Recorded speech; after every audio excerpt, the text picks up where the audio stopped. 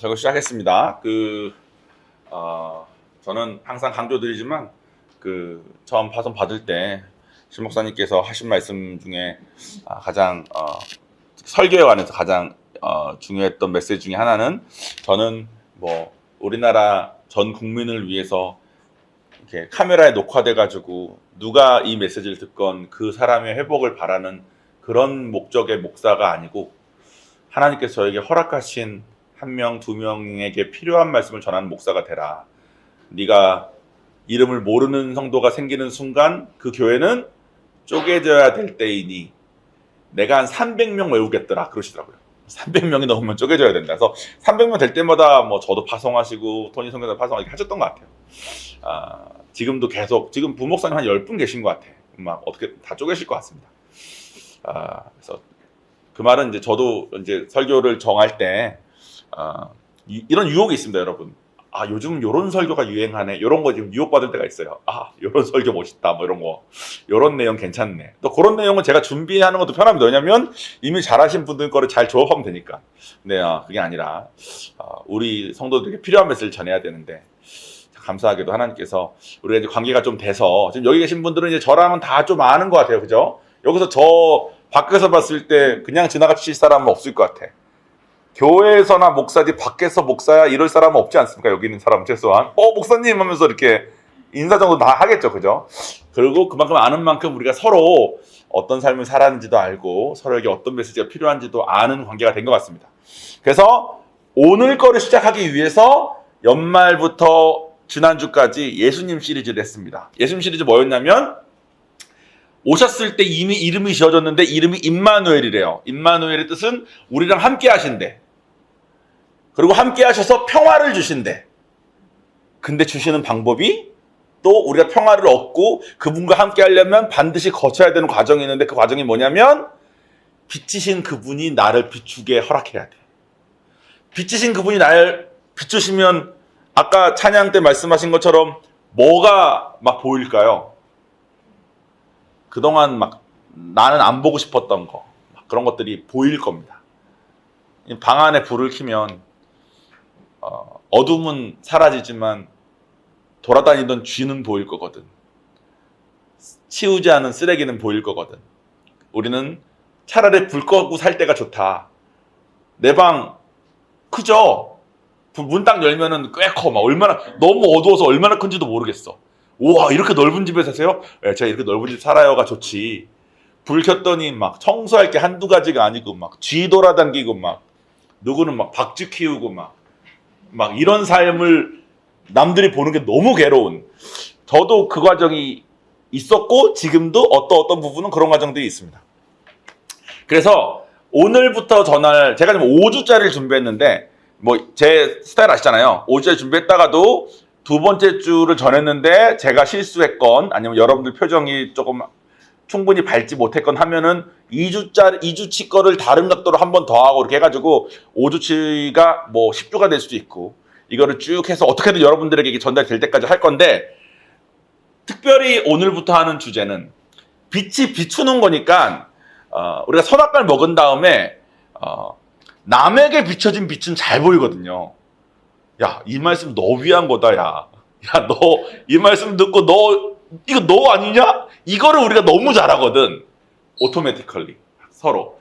그것 때문에 여러분들이 남의 얘기, 이거 우리 아빠가 들어야 되는데, 이거 내 동생이 들어야 되는데 할 수도 있습니다. 근데 그러지 말고 오늘부터 하는 메시지는 순전히 자기 자신만을 위한 거여야 됩니다. 자기 자신 얘기만 해야 돼요. 너는 이래서 이랬겠구나 하시면 안 돼. 저 쥐가 내 쥐야? 이 하셔야 돼. 저 뱀이 내 뱀이야? 하셔야 돼. 알겠죠? 그리고 이게 약간 심리학 용어들이 좀 나올 수 있습니다. 왜냐하면 원래 제가 용어 잘 안 써요. 성경 설명할 때도 신학적 용어를 잘 안 씁니다. 왜냐하면 용어를 쓰면 괜히 어렵게 느껴지니까 제가 다 풀어서 쉽게 설명을 하는데 심리학적인 거는 풀어서 말하면 오해의 소지가 너무 많겠더라고. 또 제가 충분히 알지도 못하고. 그래서 심리학 용어들이 나오고 의학 용어들이 조금 나올 건데 여러분들이 내가 저건가 했을 때 집에서 좀 알아보라고 심리학 용어를 써서 좀 투명하게 이렇게 명확하게 전달하기 위함이 목적이지 5주 동안은 의학 수업을 받는 게 아니고 쭉 듣다 보면 이건 내 얘기 아닌데 이거 내 얘기 같은데 이런 거를 붙잡고 자기를 보라는 게 목적이니까. 근데 제가 전하는 메시지가 제가 의학 전문가가 아니니까 뭐 어떤 거는 꼭 그게 요것만은 아닌데요 이런 게 있을 수도 있습니다. 그런 거는 저희 우성사모가 전문가니까 저분한테 가서 목사님 아까 말한 거 뭐예요? 물어보시면 되겠습니다. 합의된 내용은 아니지만 뭐 답해주겠죠. 오늘 본문 같이 보겠습니다. 고린도후서 4장 6절 7절까지의 말씀입니다. 어두운데 빛이 빛이라 말씀하셨던 그 하나님께서 우리 3주 동안 예수님에 대한 얘기를 했어요. 빛으로 오신 분. 그 하나님께서 예수 그리스도의 얼굴에 있는 하나님의 영광을 아는 빛을 좀 어려운 말에 요거는 한 3번째 시간쯤에 배울 겁니다. 오늘은 이건 안 배워도 돼요. 근데 어쨌든 빛을 우리 마음 비췄대. 여기까지는 알겠죠? 빛을 우리 마음 비췄대. 여기까지는 알겠어요. 근데 우리가 이 보배가 뭔지 뭐 정확한 내용은 나중에 배우겠지만 어쨌든 엄청 귀한 건가 봐. 이 귀한 거를 질그릇에 가졌대. 질그릇은 보기도 좀 그렇고 깨지기도 쉬운 그런 그릇에 가졌다는 겁니다. 이는 힘이 큰 능력은 하나님께 있고 우리에게 있지 아니함을 알게 하려 합니다. 오늘은 이 두 가지만 생각하시면 됩니다. 보배랑 질그릇. 진짜 귀한 게 좀 깨지기 쉽고 하찮은 것이지만 거기에 담겨 있구나. 요 개념을 생각하고 들으시면 돼요. 저희가 5주 동안 주로 얘기할 내용의 주제는 자존감이라는 뜻입니다. 자존감. 그 다음 슬라이드 보시면 자존감이 어떤 뜻인지 제가 챗 선생님께 여쭤봐서 요즘은 재미나의 선생님께 여러분 재미나이는 아줌마 같다 간 느낌이 챗은 남자 아저씨 재미나이는 아줌마 느낌 나는데 재미나이 아줌마한테 물어봤는데 자존감은 자존중감이래요. 근데 좀 어렵죠. 스스로를 얼마나 존중하냐 이거래. 자존감은 스스로를 얼마나 존중하냐. 제가 예전에 이 설교 한 적 있습니다. 신목사님한테 설교 제가 갖다 쓴 건데 5만 원짜리 지폐가 우리나라 제일 큰 지폐잖아요. 5만 원짜리 지폐 중에 어떤 거는 좀 막 더러워졌어. 어떤 거는 조금 찢어졌어. 어떤 거는 막 빳빳한 신권이야. 어떤 거는 시장에서 막 아줌마가 호떡 팔다가 줘가지고 기름 묻어있어. 어떤 상태건 상관없이 그 돈을 가지고 여기 밑에 탑마트 가서 밑에가 신천마트인가? 아니다. 뭐죠? 센텀마트. 신천 어디야? 센텀마트에다가 그 5만 원 중에 어떤 5만 원이건 갖다 내면 받아준다 안 받아준다? 받아준다. 깨끗한 거는 더 쳐주고 더러운 건 덜 쳐주나요? 아니에요. 가치는 이게 찢어졌냐 뭐 더럽냐가 아니라 이거 자체가 가진 이걸 위해서 어떤 대가가 치러졌냐 그게 가치거든. 그러니까 5만 원짜리면 다 그래요. 근데 신권이 좋아 보이죠? 요 색을 했어요. 그 다음에 이제 나눔할 때 여쭤보니까 목사님 저는 찢어졌다가 테이프로 붙인 5만 원권이에요. 뭐 어떤 분은 저는 뭐 발에 누군가 신발에 밟힌 뭐 5만 원권이에요. 뭐 자기 자신을 신권이라고 말하는 사람은 아무도 없더라고. 그리고 자기가 찢어졌다가 테이프 붙었으니까 자기가 더러우니까 자기는 5만 원은 5만 원인데 더럽다. 그러니까 5만 원이라는 가치보다는 더러움이 더 큰 거예요. 그게 자존감입니다. 그러니까 하나님의 메시지는 너는 누가 뭐라고 5만 원이야. 내가 너를 내 피값으로 살 거야. 내 피값이 얼마겠어. 넌 그만큼 같이 하라고 백날 말씀을 받자. 나는 찢어진 것 말고는 안 보여. 더럽혀진 것 말고는 안 보여. 사단이 딱 좋아하는 게 그거거든요. 야, 너 이렇잖아. 너 옛날에 이랬잖아. 너 이런 일 했잖아. 아무도 모르잖아. 너 그거 모르는데 지금 와서 있는 거잖아. 이 사람들은 모르니까. 이 사람들이 너 그거 알면 너랑 놀아주겠어? 딱 그겁니다. 딱 그거. 그런데 사실은 5주 제가 지금 짠 걸로는 이 5주 동안에 이거를 하고 나면 비록 난 찢어졌는데 아까 본문에서 들어갈까요? 본문? 비록 나는 찢어졌는데 사람들은 보면 보겠구나라고 전환되기를 기대하고 있습니다.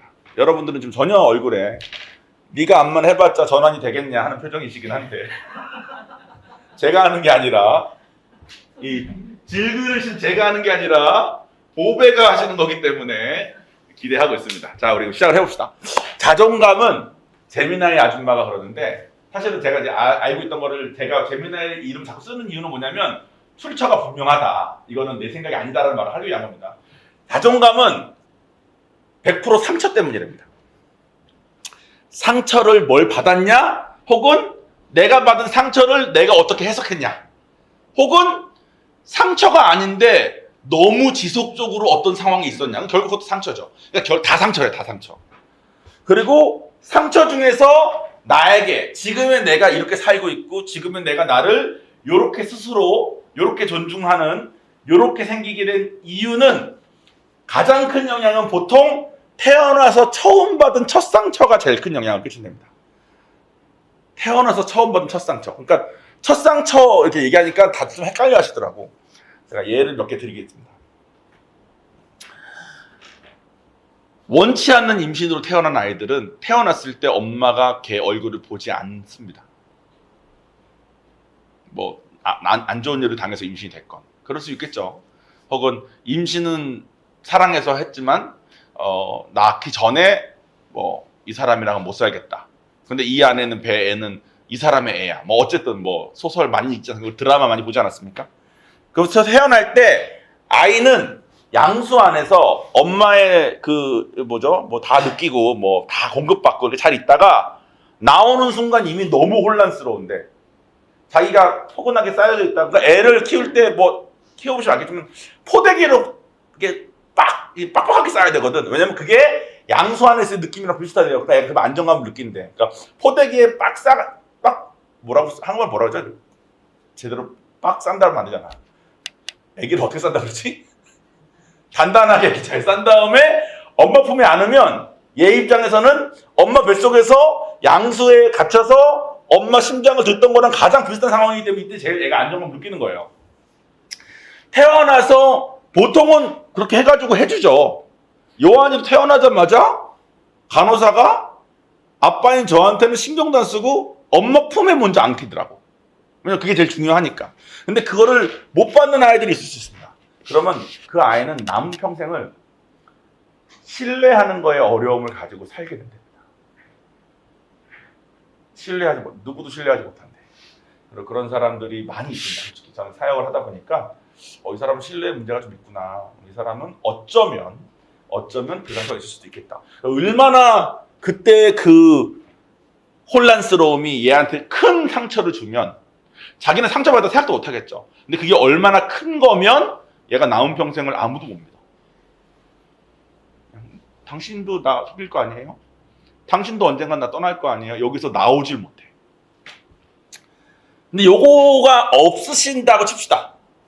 근데 이제 보통 한국 사람들이 많이 가지게 되는 자존감과 직결되는 상처가 있는데 그건 뭐냐면 이제 요한이 키워보니까 요한이가 누워만 있을 때는 목만 가노라 목 가눌 때는 뒤집어라 뒤집으니까 기어라 하다가 기니까 걸어라인데 서라 걸어라 뒤에는 바라는 게 갑자기 없었죠. 왠지 아세요?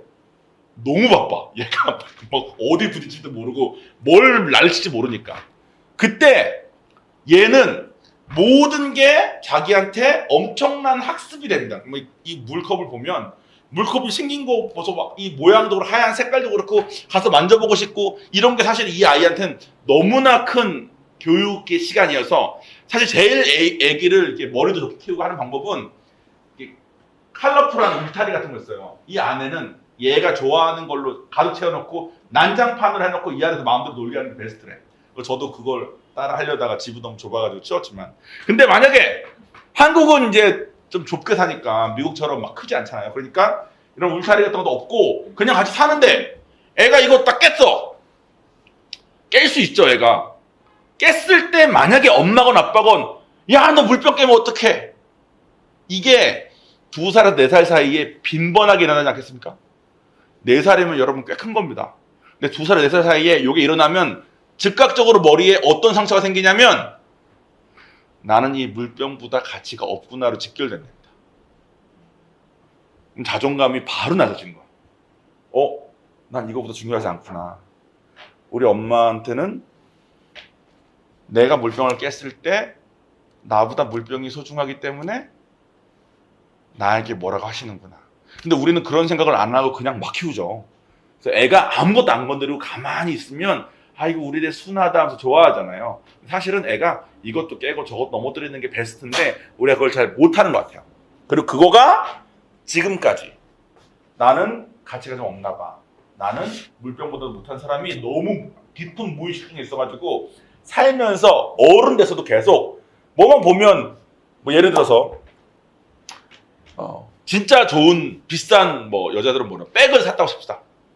그러면 그 상처가 있는 사람들은 백은 나보다 무조건 소중한 거야.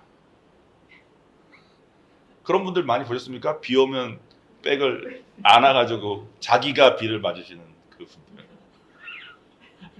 물론 비싸겠죠. 근데 그게 가끔 보면서 와 저분은 백보다도 자기가 그런가 보다. 옷에 뭐 이렇게 뭐 복불 생기면 막 미쳐버리는 분들이 있어요. 연결이 이렇게 막 된답니다. 그러니까 지금 우리가 무의식 중에 어떤 영향을 받았는지가 엄청나게 있다는 거예요. 저는 첫 상처가 뭔지를 곰곰이 생각을 해봤는데 저는 태어났을 때 환영 받았고요. 야가가지고 기기 시작할 때부터 난로가 있을 때 제가 자꾸 갈 때 엄마가 자꾸 말리니까 아빠가 얘가 어떤 애인지 보게 한번 냅둬보자 그랬대요. 그랬더니 기는 애가 기다가 가다가 다시는 안 갔대. 그러니까 겁도 좀 많고 야가지고 다치는 짓은 잘 안 해. 제가 다치는 어저께 좀 다쳤거든요. 여기 제가 다치는 유일한 상황은 물건 뭐 나르다가 다치지 제가 스스로 다치지 않습니다. 그러니까 저는 깨가지고 이런 것도 좀 없었던 것 같아. 근데 제가 지금 현재 겪고 있는 문제들은 많이 있거든요. 이 문제들이 어디서 왔을까 뭐 다 알 수는 없겠지만 첫 상처가 뭐가 있을까 생각해보니까 제가 생각하는 기억할 수 있는 제일 첫 상처는 그러니까 저의 삶에 전반적으로 가장 큰 영향을 끼친 첫 상처는 저희 부모님 싸우는 거 본 것 같아요. 저희 부모님은 만성적인 진정한 파이터셨습니다. 지금 하나님 두 분 다 성령 받아가지고 지금 현재 부부 모습을 사시는 건 기적 같은 일이에요. 저희 두 분은 평행선의 끝으로 막 둘 다 이렇게 분노에 질주하는 두 차처럼 저희 절벽인데 누가 끝까지 이게 용기를 가지고 브레이크를 늦게 밟나 싸움하는 그런 느낌의 부부셨던 것 같아. 안 계셔서 더 편하게 말하는 것도 있습니다. 에보시나를 못 오시니까. 그래서 제가 부부에 대한 그 관계에 대한 두려움이 있고 그때마다 제가 취했던 거는 나중에 제가 좀 자세히 말씀드리겠지만 제가 취했던 거는 회피였습니다. 그거를 그냥 외면하는 거예요. 싸우시면 저는 그냥 태어난 척 장난감 가지고 놀았던 것 같아요. 싸우시면 내가 이제 장난감으로 갑자기 뭐 이렇게 상황극 같은 거 하면서 놀고 막 그랬던 것 같아요. 어렸을 때. 동생은 성격이 좀 달랐기 때문에 왜 싸우냐고 나가고 막 그러면 우리 아니야 우리 싸우는 거 아니야 하고 들어가 한 다음에 또 싸우셨거든요. 그러니까 나는 나갈 필요성도 잘 못 느꼈었어. 그냥 이렇게 그냥 놀았던 것 같아요. 그래서 저는 평생을 회피가 익숙한 삶을 삽니다. 저는 농구 몸매 지금 봤을 땐 그래 보이지 않겠지만 제가 한 20kg 덜 나갈 때는 농구를 좀 잘했습니다. 제가 미국 가서도 농구 안 줬어요. 저희 같은 아마추어하고 놀 때는. 왜냐면 제가 잘했던 거는 다 속이고 패스하는 거였거든. 패스를 하기 전에 드리블을 해가지고 조금 제껴야지 유리한 상황이 됩니다. 근데 왼쪽으로 가다가 뺏겼다 공을. 그러면 진짜 선수들 좋은 사람들은 그래? 한 번 더 해. 이래요. 저는 그날 얘와 상대할 때는 이거는 다시는 안 합니다. 또 뺏기는 상황을 맞닥뜨릴 자신이 없어. 회피하는 겁니다. 저는 피아노를 얼마 전에 얘기했는데 체르니 50번까지 쳤습니다. 여러분 체르니 50번이 많이 친 거거든요. 제가 한 10년 친 것 같아요. 엄마가 성악을 하셨고 제가 음악성이 좀 있어 보였나 봐. 근데 제가 봐도 제가 듣는 것도 그렇고 좀 좋은 거가 있는 것 같아요. 막 잘하는 건 아닌데 받은 게 있는 거는 같아. 그러니까 엄마가 왜 아까워했을지도 안 것 같아. 근데 제가 피아노를 열심히 안 쳤습니다. 왠지 아세요? 제가 느끼는 만큼을 오른손은 표현을 하는데 왼손은 바보 같았어. 그러니까 왼손은 자꾸 뭉그러뜨리며 치는 거예요. 제가 듣기에도. 제가 왼손으로 뭉그러뜨리는 상황을 보는 것을 회피했습니다. 그러니까 열심히 안 치는 거야. 음악은 좋으니까 치긴 치는데 왼손의 느낌이 뭉그러뜨리는 게 싫어서 왼손이 따라갈 수 있는 속도로만 치면서 대충대충 쳤습니다. 이걸 계속 뭉그러뜨려 해야지 늘 텐데 제가 회피했던 것 같아요. 그리고 지금도 제 아내와 저와 사소한 다툼만 있으면 제 마음속에는 바로 내 아내가 날 떠날 수 있다까지 갑니다. 그러니까 제 아내가 아주 사소한 걸 뭐라고 해도 저는 이 사람이 떠날 거에 대한 준비를 위한 무장을 하고 이 사람을 대하는 거야. 너무 두려우니까. 이 사람은 내가 너를 왜 버리냐. 지금 설거지 문제로 내가 널 왜 버리냐라고 말하는데 난 당신이 설거지 문제를 얘기하면 날 버릴까 봐 무서워 이러고 앉아있는 거야. 덩치가 이만해가지고. 근데 어렸을 때 부모님이 싸울 때 제가 택했던 그 방식이, 그러니까 그거는 상처를 제가 이렇게 해석한 거죠. 적용하고 그것이 현재까지 계속 살고 있습니다. 저는 싸움 싫어합니다. 그 남자들은 이 등치가 이렇게 뭐가 딱 심에 걸렸을 때 그래서요 한마디 하면 멈춰요. 남자들은 알아. 내가 그래서요 했는데 자기가 더 하면 주먹 싸움까지 간다는 걸 알아. 주먹 싸움은 다 싫어해. 어쩔 수 없을 때만 합니다. 내가 그래서요 이 사람이 주먹 싸움을 할 것 분위기면은 그냥 피합니다. 이렇게 제가 갑니다. 바로 회피. 이 사람은 안도하는 게 느껴져. 얘도 원치 않는 거야. 이 등치의 사람과 싸우는 걸. 그래서 여자와 시비가 붙은 거를 저는 극도로 싫어했습니다. 여자분들은 주먹 싸움이라는 게 없으니까 이분들은 싸움을 거는 게 끝이 없어.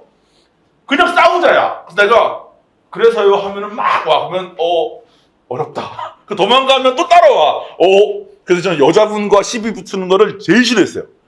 왜 이 사람들은 끝이 없을까? 남자는 주먹이라는 한계가 있어서 더 이상 안 싸우는데 여자분들은 그 주저함이 없을까? 그래서 저는 남자와 시비 붙는 거에 대해서 별로 두려움이 없습니다. 왜냐하면 제가 할 수 있는 몇 가지가 있어. 하면 더 이상 번지지 않아. 이 사람도 원치 않으니까. 여자분들은 너가 날 건드렸어? 한번 붙어봐. 근데 이 사람은 주먹 싸움의 컨셉이 없으니까 끝까지 오는 느낌? 제가 어쨌든. 여러분들은 어떻습니까? 여러분들. 제가 지금 말하는 것만 들어서 딱 떠오르는 게 없을 수 있어요. 왜냐면 제가 리더 미팅 때 이걸 먼저 해봤는데 헷갈려 하시더라고요. 그래서 제가 한 10가지 정도를 준비했는데 짧게 쭉쭉쭉쭉 치고 나갈 겁니다. 그러면 여러분들이 들어보시고, 길지 않을 거예요. 근데 여러분 하다가 여기 10개 중에 하나는 얻어 걸리겠지. 그죠? 이 얘기를 왜 하냐면 그 상처가 지금까지도 영향을 끼치고 있을 거기 때문에 저에게처럼 여러분에게도 여러분의 질그릇이 계속 보일 거기 때문에 아무리 좋은 보배를 얻어도 보배가 먹은 깨끗한 그릇에 담겨야지 예쁜 그릇에 담겨야지 나는 질그릇인데 계속 빠져있거든. 그러면 뭐에 빠져있는지를 일단 보자는 거예요. 일단 그 상황을 맞닥뜨리자는 거예요. 그래야 제가 회피하는 이거가 있는데 하나님한테 갈 때 회피가 그렇게 큰 이슈가 아니더라고. 하나님의 크심에 비하면 나의 회피는 별게 아니더라고. 그래서 제가 좀 담대하게 하는 것들이 많이 생기는 조금의 태도의 변화만으로 제가 삶이 많이 건강해졌거든요. 하나님은 이런 삶을 주고 싶으셨는데 내가 조금만 불편한 회피하니까 교회에서 여자 집사님들이 조금만 화내면 난 도망갔어야 됐거든. 이분들은 끝이 없이 싸울 테니까 나랑. 근데 집사님도 그렇게 안 싸워. 근데 나는 막 무서운 거야. 아내가 조금만 뭐 하면 이혼 당할 것 같아. 저 사람은 나랑 이혼할 마음이 없는데 그냥 설거지 왜 이렇게 했냐는 건데 막 이런 거에 자꾸 쌓여가지고 제가 너무 괴로운 삶을 살다가 지금도 아내한테 제가 어저께 멸치 얻은 게 있어요. 맛있어. 그리고 놓고 잤는데 이제 냉장고에 안 넣고 잔 거지. 그러니까 아내가 이거 냉장고에 왜 안 넣고 잤냐. 내가 요즘 날씨 춥잖아. 그러니까 집에 보일러 틀어져 있잖아. 이런 거 넣어야지. 그래서 자기가 넣었어요. 그게 다야. 근데 내 마음은 이혼 갔다 오는 거야. 미친 놈이죠. 근데 이렇게 살면 내 삶이 얼마나 제한되겠어. 그런데 이혼 갔다 올 때 내가 이걸 객관적으로 보더라고. 나 아직도 그 상처가 있으니까 무의식 중에 이게 올라오는데 저 사람 제가 진리를 보는 거예요. 저 사람 나랑 이혼할 마음으로 하는 말 아니고 하나님 안에서 우리 회복되어 가고 있고 괜찮아 하니까 내가 다음부터 잘 늦게 하면서 그냥 아무것도 아닌 걸로 가더라고. 이런 삶을 하나님께 주고 싶으셔도 내가 질그릇인 것만 계속 보이면 누릴 수가 없어. 누릴 수가 없어. 자, 지금부터 갑니다. 한 10개인데 분위기 봐서 7개쯤에서 멈출 수도 있어요. 이게 얼굴로 그거 내 거야 이렇게 확인을 주십시오. 그러면 다 확인이 되면 멈출 때니까. 자, 보통은 이제 태어났을 때 가정 안에서가 많이 일어나는 것 같아요. 태어났을 때 환영 받냐 안 받냐가 큰 이슈인 것처럼 자라면서 이거 깨트린 것 때문에 혼났냐 안 혼났냐 큰 이슈인 것처럼. 근데 지금까지 이거는 어떤 면에서는 양육이라고 볼 수 있습니다. 근데 우리나라에 양육이라는 거를 벗어났는데 이게 벗어났는지 안 벗어났는지 헷갈리는 이런 것이 진짜 많더라고. 제가 쭉 하는 거 들어보면 이런 생각 드실 수도 있어요. 그런 거는 다 그러고 살지 않아? 그래서 우리나라가 다 이렇게 돼 있는 거예요. 서로 갑질하고 서로 수치심 주고 이렇게 사는 거야. 들어보세요. 학대라는 거 아십니까? 학대는 종류가 되게 많습니다. 물리적으로 이것도 학대지만 정신적으로도 학대고, 학대를 당할 때 어린 나이에 학대를 당하면 제가 이제 저를 보호하고자 회피한 거 아닙니까? 부모님이 싸울 때. 왜냐면 이 싸우는 상황을 맞닥뜨리려면 내가 할 수 있는 게 없으니까, 너무 괴로우니까. 아버지 나보다 훨씬 크시지, 엄마 나보다 큰데 부분이 싸우는데 내가 뭘 어쩌겠어. 나는 이제 회피하는 거죠. 이런 것이 지속되면 그게 정신적 학대입니다. 근데 그거를 직접 대놓고 야 너는 왜 이러냐 저러냐 이게 다 학대인 거예요. 학대를 당하면 우리는 알지 못하지만 우리의 중추신경계가 고장난답니다. 그런데 중추신경계가 고장난 게 뭐냐? 재미나이 아줌마야. 에미나이처럼 들리네. 재미나이 아줌마야. 그 중추신경 망가지 뭐냐? 그러니까 두 가지 단어가 있더라고요. 해마라는 게 위축되고 전두엽이라는 게 위축된대요. 해마는 둘 다 감정 관련한 건데 감정은 제끼고, 기억이래. 해마는 기억. 그래서 기억을 잘 못한대, 학대당한 사람.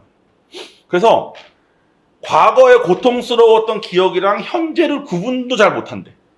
그러니까 현재 과거에 그 당했던 거가 계속 나한테 반복되고 있는 걸로 착각하고 살게 된대요.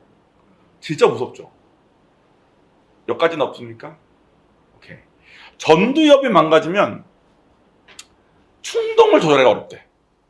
배고프면 먹어야 돼. 저 궁금하면 해봐야 돼. 갖고 싶으면 가져야 돼. 제가 나 화나게 하면 화를 풀어야 돼. 이게 다 학대 때문에 올 수 있는 현재의 모습이랍니다.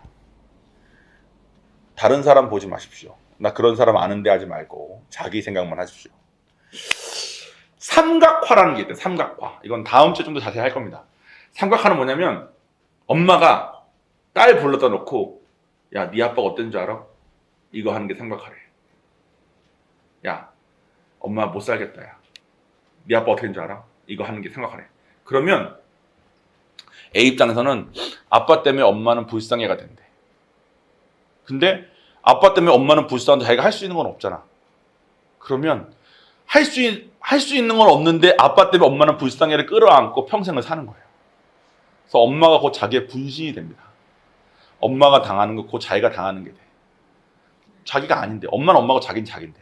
근데 삼각화는 저도 좀 당했던 것 같아요. 우리 엄마가 아버지랑 싸우고 나면 저 불러다가 아버지는 나쁜 사람, 엄마는 불쌍한 사람을 몇 번 메시지를 계속 줬던 것 같아요. 제 동생은 엄마를 분신처럼 생각했던 것 같습니다. 하나님 만나고 회복되기 전까지는. 저는 행여나 엄마 편을 들면 정말 헤어질까 봐 무서워서 삼각화를 당하지 않고 사각화, 오각화를 계속 누구 편도 아닌데 뭐 어쨌든 복잡하게 했던 것 같아요. 부모화라는 것도 있대. 부모화. 삼각화랑 부모화는 결론이 비슷해요. 그래서 묶은 거예요. 부모화는 뭐냐면 부모님의 무능함 때문에 우리 집은 나라도 잘해야 돼. 자기가 부모 역할을 맡는 거죠. 이것도 사실은 자기가 할 수 없는 일을 어린 나이에 끌어안는 겁니다. 이렇게 되면 둘 다 삼각하건 부모하건 부모가 힘들면 내가 힘들어. 부모의 감정 기복이 곧 내 감정 기복이야. 부모가 기쁘면 나도 기쁘고 부모가 슬프면 나도 슬퍼. 그리고 뭐 전공, 직업, 결혼, 인생에 중요한 건 다 부모가 기뻐할 만한 쪽으로 다 한대요. 여기까지는 좋은 거 아니야? 뭐 효녀 아니야? 효자 아니야? 그럴 수 있는데 그렇게 살다가 결혼한 다음에 자기 배우자한테 부모한테 받지 못한 걸 다 원하기 시작한대. 사랑한다면서 이것도 못 해주냐고. 이거를 어려운 말로 전이라 그랬는데 전이. 그 가정이 행복하게 살기가 어렵겠죠. 얼굴이 받아들이시고 하신 분들이 한 분, 이게 저희가 지금 찬바람이 들어와서 얘가 자꾸 나가. 날씨는 따뜻해지면 다시 들어올 것 같습니다. 어쨌든 여러분 중에 몇 분은 이미 이제 여기서 다 이제 넘어가셨네. 한 2분 남은 것 같아요. 자, 저희 부모님처럼 만성적으로 자꾸 싸우실 때는 둘 중에 하나가 주로 된답니다. 하나는 회피고 다른 하나는 ADHD래. 회피는 제가 아까 설명드렸어요. 할 수 있는 게 없으니까. ADHD는 뭐냐면 이거래요. 맨날 싸우는데 저희 아버지 부모님 맨날 싸우신 분들은 아니에요. 근데 만성적으로 싸우셨어요. 근데 만약 맨날 싸운다 칩시다. 맨날 싸우면 자식 입장에서 이 집에서 도망갈 수도 없어. 그리고 부모가 싸우니까 내가 가서 말려봤는데 말려지지도 않아. 그러면 뇌가 한 2번 정도, 3번 정도 뭐 도망갈 수도 없어. 너무 어리니까. 말릴 수도 없어. 그러면 멍한 상태를 유지한대요. 그게 ADHD래. 그냥 멍하게 할 수 있는 게 없으니까. 멍하게 있는 게 자기를 보호하는 방법인 겁니다. 멍하게 있는 거예요. 산만하게 이렇게 있는 거예요. 집중하면 너무 괴로우니까. 일어나고 있는 현실에 집중하는 순간 내가 너무 괴로우니까 멍하게 있는 거예요. 멍하게. 제 아내의 진단에 따르면 저에게는 ADHD도 있답니다. 그래서 내가 ADHD는 내가 뭐 산만하게 태어난 건가 했는데 그게 아니라 준비하면서 봤는데 만성적 부부에게서 나타나는 2가지인데 2가지가 다 있더라고. 그래서 내가 그렇구나. 내가 학대가 정신적 학대를 내가 받은 거겠죠. 그래서 싸우시면 부모님이 날 학대하려고 한 게 아니라 두 분 사이가 어려워서 하나님 없이 계셨었기 때문에 그 학대까지 해서 내가 학대에서 있는 전두엽과 충동을 잘 못 참고 그 해마 때문에 기억이 좀 헷갈리는 것이 제가 다 있는 것도 제가 느낍니다. 솔직히. 그런데 나는 괜찮다는 거예요. 이게 왜 괜찮은지는 5주차까지 가보자는 겁니다. 부부가 안 싸우는 부부가 있는데 안 싸우는 대신 거리를 두는 부부가 있대. 부부의 거리 두기는 이거래요. 서로 말도 안 하고 각자 돈 벌어오는 거건 자녀 교육이건 바깥에서 취미생활 하는 거건 막 열심히 하시는 그런 분들이 있대. 둘 관계는 대화도 거의 없어. 따로 열심히 살아. 서로 좀 냉랭하고 무관심한 것 같은데 실제로는 에너지를 엄청 쓰고 있는 상태래요. 아유, 투명인간 취급하자. 이러고 있는 게 부부간 거리두기래. 그럼 나는 이런 부부에게서 자란 아이는 좀 낫지 않나? 이런 생각을 했어요. 근데 이런 아이는 부모가 자기 감정을 표현하지 않는 것을 평생 보고 자랐기 때문에 자기도 부모가 서로 포기한 거야. 부부는 서로 포기한 거야. 그때는 자식도 자기 감정을 표현하기도 어렵고 큰 다음에 힘들어도 말하지 않고 혼자 버티는 힘이 엄청나게 강해지게 큰답니다. 그래서 싸워도 문제지만 안 싸워도 문제고 서로 잘 살아야 되는구나. 또 한 가지. 부모가 잘 사는 것 같아. 근데 이게 어려운 말로 과소기능, 과대기능이라는 개념이 있어요. 그건 뭐냐면 둘 중에 한 명은 막 다 떠안았어. 그리고 다른 한 명은 의존만 해. 다 떠안은 사람은 어쩔 수 없이 지나치게 간섭하고 컨트롤을 해야 되고 다른 한쪽은 점점 더 무능하고 점점 더 의존적으로 가. 그러면 아이 입장에서는 둘 중에 하나 선택해서 산대. 나는 약하니까 할 수 있는 게 없어로 살든가 나는 모든 걸 다 해야 돼로 산대요. 이것도 결국 상처를 그렇게 해석한 거죠. 지금 얼굴 보니까 다 된 것 같습니다. 다 얻어 걸리셨네. 몇 가지 남았는데 뭐 학교에서 공부 못한 거 그리고 뭐 돈 없는 거. 사실 가난도 심리학적으로는 질병으로 보더라고요. 그러니까 돈 없는 거. 근데 여러분들 더 이거 설명 안 해도 될 것 같아요.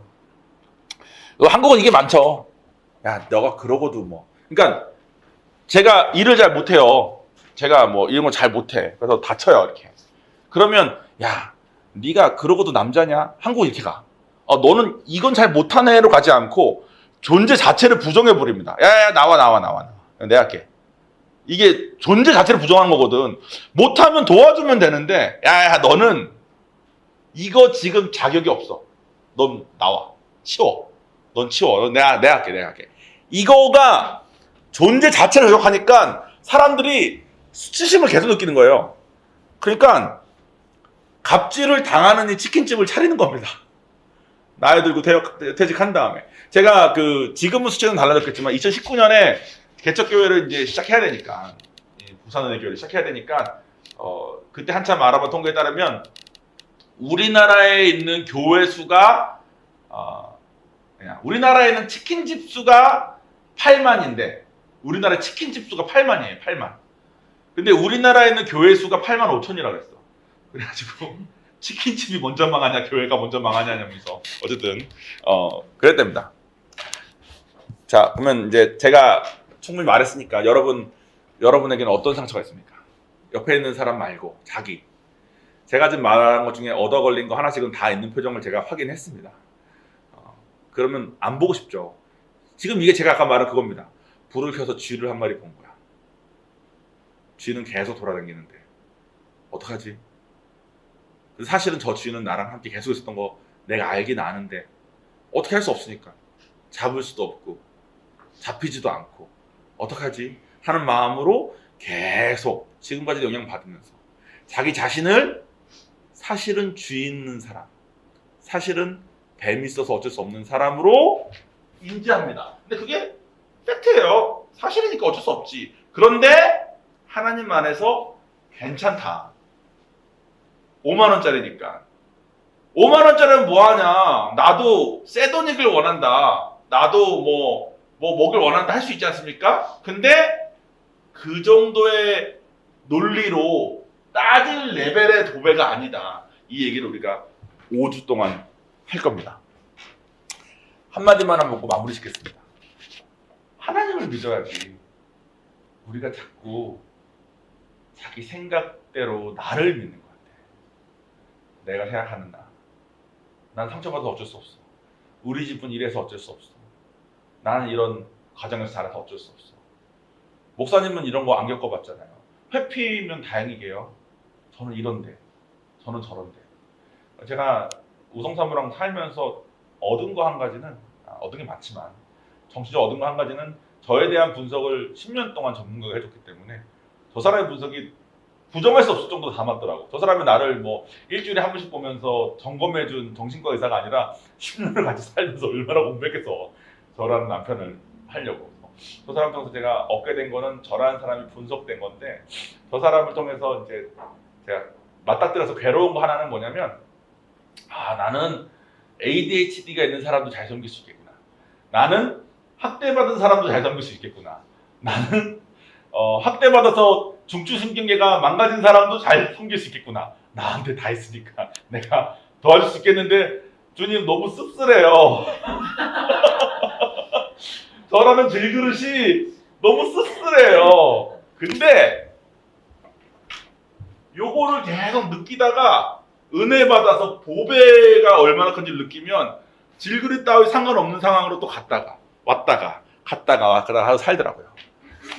5주 동안 같이 가봅시다. 그래서 세상에서 정신과에서 말하는 이런 걸 극복하는 방법도 제가 준비했고 하나님의 방법도 준비했고 그걸로 서로 어떻게 바라보니까 준비를 하고 했으니까 5주 지난 다음에는 최소한 다른 사람까지는 몰라도 자기 자신에 대해서는 나 이만큼 부서졌구나. 근데 괜찮다면 그 길 가보고 싶다까지 갔으면 좋겠습니다. 기도하겠습니다.